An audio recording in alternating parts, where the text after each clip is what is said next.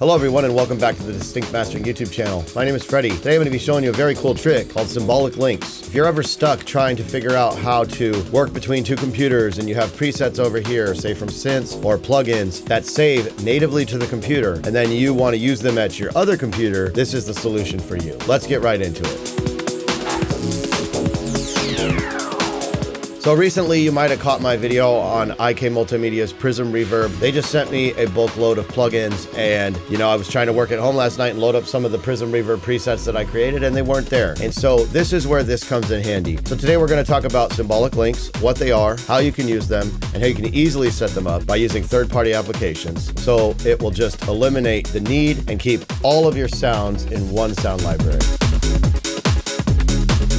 I've got Wikipedia pulled up just to show you guys what a symbolic link is. And a symbolic link is a file that refers to a file system storing a path to it. Now, that may not make a lot of sense, but essentially think of, a folder that might have some presets, whether that be from a synthesizer or plugins like a compressor, EQ, whatever. Basically, you're saying, I want you to look at this folder and then point it to another direction. So I work off two computers and I run a one sound library. But when I save some presets, they may just be saving natively to the computer. And this is where this can really help you out. So I've got a couple applications here for you. This is the one I use for Mac. It's called Symbolic Linker. You can just get it right here, symboliclinker.macupdate.com. I don't know about PC ones, but I did find this one on sourceforge.net, which is just /project Symlink creator. Looks like another free one that you could use for PC. So yes, this is free. If you're a Mac user, download this one. I'm going to walk you through this one. PC users, it should be very similar. So you can see I've got the Symbolic Linker downloaded right here, and if I open it up, basically you'll have the instructions. What you need to do is you need to put this into the services section of your Mac. It's a little bit complicated, but if you wanted to create symbolic links manually, you'd need to use the terminal app. This application makes it very easy. So follow these instructions. Basically, how to install is right here. Open the folder titled library in the root of your boot disks. Make sure there's a folder named services. If that folder doesn't exist, then make one with that exact name. If you're not sure of the system administrator or you do not want the service to be available to all users on the system, then use the library folder inside your home directory instead.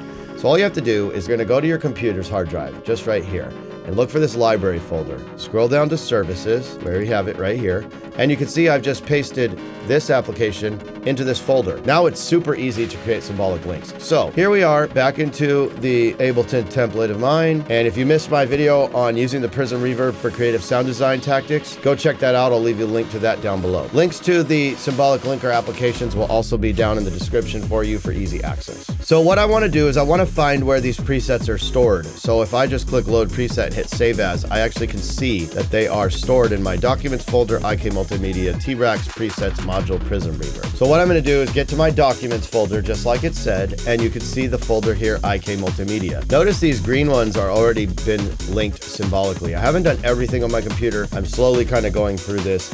And if you've been following my cleaning out my plugins, I had a part 2 video to that, which is where I kind of talked about trying to organize, and this kind of is an extension of that video because it's been a long project of mine. I've been just going through and organizing my sound libraries and favoriting things and just doing a lot. So it's been helping me keep up to date. So I would prefer to just do the whole folder here. So what I'm going to do is it's this easy. I'm going to open up two windows side by side. Now this is my sound library. And if you, like I said, if you've been following my cleaning out my plugins and all of the stories behind that, you'd probably have seen me talk about some of this. But you could see that some of these files have symlinks created, which I don't actually need these symlinks here anymore, but this is what happens. So I'm going to take this IK Multimedia folder and copy it to my sound library. So now I'm basically saying all the IK Multimedia presets, whether I save them at this studio computer here or at my home studio computer, they will now be stored in my sound library, but we have to set up the symbolic link for it to be able to do that.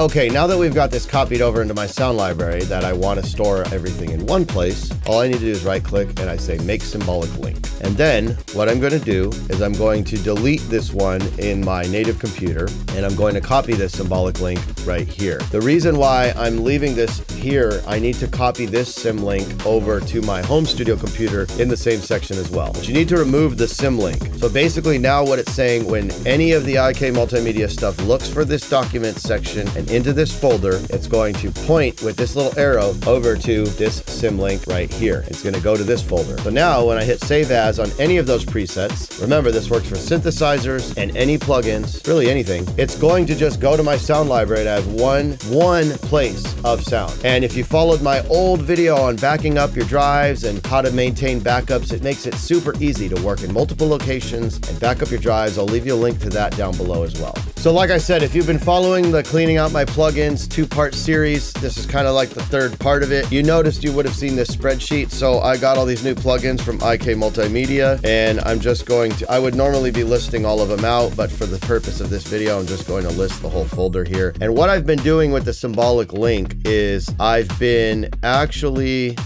doing when creating a Symbolic Link is I've been saving it on this sheet and then putting the path. So I'll typically write out all the IK Multimedia plugins, and then I'll just copy all, put if it's a must-have. This is something that I just started doing this year to try to keep track of what's on my computer, what I use all the time, so I can get kind of like a global overview of my plugin list. Go back and check out that series if you're curious about this. But basically, I want to take this path. So we're Macintosh HD users SGM Studio documents, and then it's just IK Multimedia. So this way, if I ever get a new computer, all I have to do is reinitiate all these sim links in these locations, which I will have all of them right here. And literally, I'll be back up and running in a matter of seconds with all of my custom presets and everything that I've customized. All my work is always growing with me.